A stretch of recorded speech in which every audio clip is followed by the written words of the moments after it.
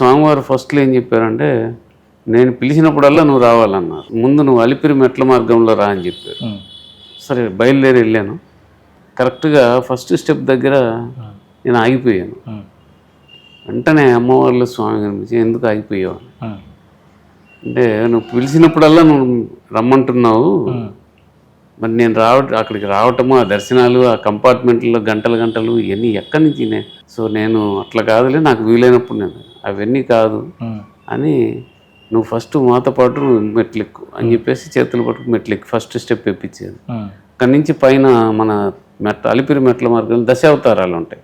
ప్రతి అవతారం దగ్గర ఆ విగ్రహం దగ్గర కూర్చోవటం, ఒక కీర్తన రాయటం, ఆ డైరీ తీసుకొని మళ్ళీ లోపల పెట్టుకోవటం, అట్లా కరెక్ట్గా కొండ మీదకి వెళ్ళేసరికి, ఆనంద నిలయం దగ్గరికి వెళ్ళేసరికి 10 కీర్తనలు రాపిచ్చేసారు. అది W1 గేట్ ఉంటుంది, వెస్ట్ 1 గేట్ మాడవీధుల్లో.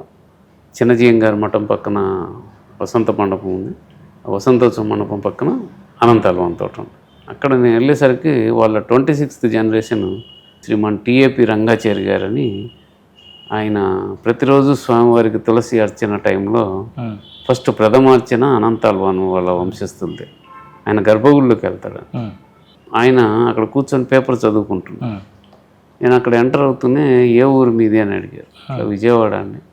ఇట్లా స్వామి ఈ విధంగా రాపిస్తున్నాను అంటే, ఆయన పైకి కింద నన్ను చూసి అప్పుడు అడిగాను, నేను రాపించినవన్నీ కరెక్టేనా అండి అని అన్నాడు. అంటే ఇట్రా అని చెప్పేసి తీసుకెళ్ళి ఆ బృందానం దగ్గర కొంత స్టోరీ ఉంటుంది, అనంతాల్వాన్ టైల్స్ మీద చెక్కి అది చూపించారు. ఇప్పుడు నేను షాక్ అయ్యాను. అంటే రాపించిందంతా కరెక్ట్ అనమాట స్వామి. ఆ రోజు వెళ్ళినప్పుడు ఎవరు టచ్ చేయలేదండి. నేను జేవిజేల దగ్గర నుంచి చూశాను, ఎవరు టచ్ చేయలేదు. స్వామి ఇట్లా విఠలునిలాగా పైన ఏమి లేవు, ఓన్లీ జన్యం. స్వామి విఠలునికి ఎట్లా ఉంటాడో సేమ్ డిటో. నవ్వుతూ ఉంటే స్వామికి ఉన్న కుర్రులు కానీ, ఆ రింగులు జుత్తు అవి ఊగటం, అసలు నాకు చూసి కళ్ళమ్మ నీళ్ళు కారిపోతున్నాయి. ఎంత నవ్వుతున్నాడు, పక్క నవ్వుతున్నాడు. అది ఇప్పటికీ నేను ఇప్పుడు మీకు చెప్తున్నా కదా, ఆ ఇన్సిడెంట్ తలుచుకుంటే నా మైండ్లో అసలు డిఫరెంట్ ఇది వచ్చేస్తాను. స్వామి అట్లా కనిపిస్తుంటాడు. మహాలక్ష్మి అమ్మవారిని అనంతాల్వాన్ కట్టేశారండి. అయితే ఆ అమ్మవారిని కట్టేసిన ప్రదేశం అనేది ఎవరికి తెలియదు. అది ఎక్కడుందో కూడా వాళ్ళ వంశస్థులకు కూడా కరెక్ట్గా ఐడియా లేదు. నేను అడిగాను, గురువుగారు అమ్మవారిని కట్టేసినందుకు గుర్తుగా ఏమైనా మనం ఇక్కడ ఏదన్నా చేస్తే బాగుంటుంది కదా అంటే, ఓఎస్ నువ్వు అమ్మవారిని విగ్రహం ప్రతిష్ఠ చేయించాను. ఆ అమ్మవారిని ఈశాన్య మూల తోటలో విగ్రహ ప్రతిష్ఠ చేయించాము. చేపించే రోజు ఆ నవరత్నాలు అవన్నీ వేసి, అంటే విగ్రహం తయారు చేయించి ప్రతిష్ఠ చేస్తాం. ఏంటో ఇక్కడ ప్రతిష్ఠ చేపిస్తున్నాం, ఏం జరుగుతుంది ఇక్కడ, ఎవరు జనాలు పెద్ద పట్టించుకోరు అని అనుకున్నాను. ఈరోజు మీరు వెళ్తే అక్కడ నా క్లాస్మేట్ ఒక వస్తున్నాడు, B.Pharmacyలో, సత్యనారాయణ గుప్తా అని, అమరావతి. పర్ మంత్ 2000 అక్కడ పంపిస్తాడు. ప్రతి శుక్రవారం అమ్మవారికి చీర, తర్వాత పుష్పాలు, అర్చన, గురువుగారి స్వయంగా వచ్చి అర్చన చేస్తారు. ఈ తిరుమల నంబి యాక్చువల్గా మనకి నాలాయర్ దివ్య ప్రబంధం ఉంది. అంటే ఆల్వార్లు 12 మంది ఆల్వార్లు రాసిన 4000 ప్రబంధాలు ఉన్నాయి.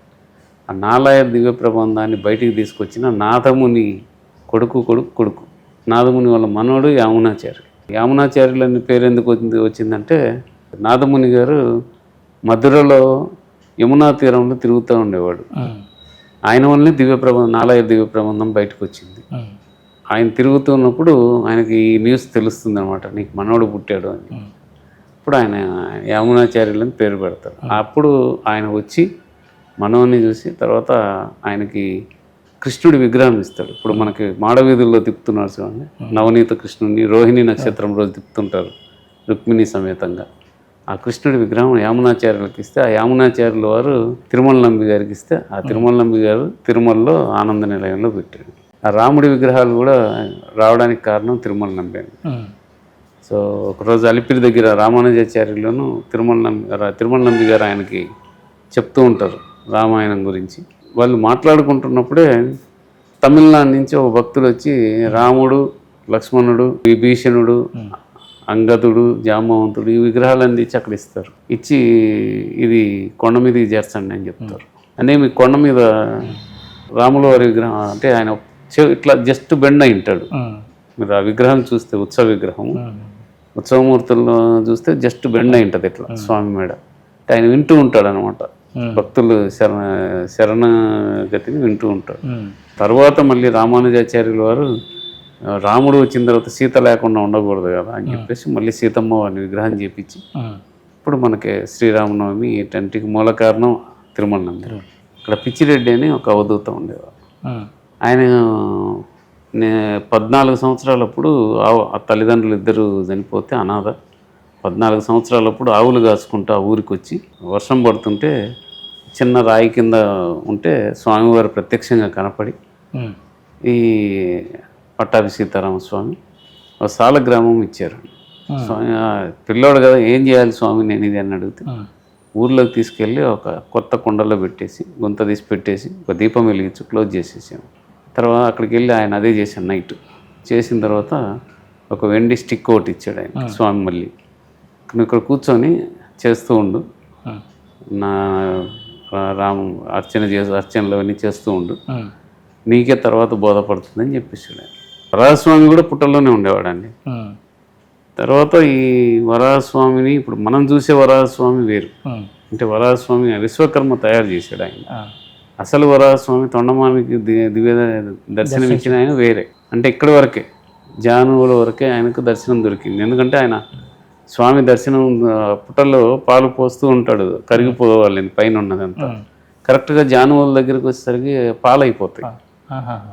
అందుకని అప్పుడు తొండమాన్ చక్రవర్తి బాధపడుతుంటే వరాహస్వామి చెప్తాడనమాట, నీకు ఇంతవరకే కనిపిస్తాను నేను, నువ్వు విశ్వకర్మను పిలిపించి చేయమంటాను అంటే అప్పుడు విశ్వకర్మను పిలిపిస్తాడు తొండమాన్ చక్రవర్తి. చేపిస్తే అందుకే మనకు ఒక అడుగు ఎత్తు పీఠం ఉంటుంది.